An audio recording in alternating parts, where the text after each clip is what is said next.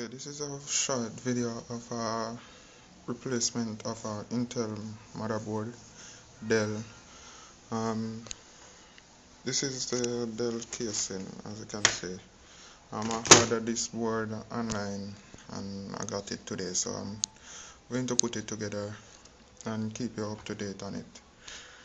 You will see all the finished product when I'm finished and so forth. Okay, stay tuned.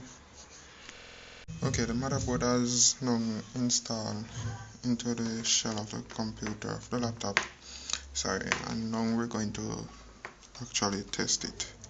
So insert the power, turn on, so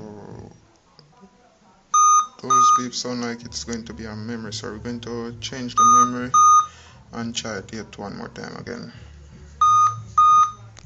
Okay, we'll go ahead and change the memory, so we're going to test it again and see what's happened.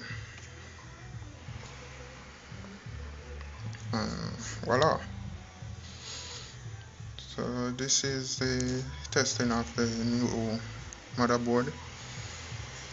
So now we're going to shut it down back and finish put together the rest of the things in a minute. Okay, stay tuned.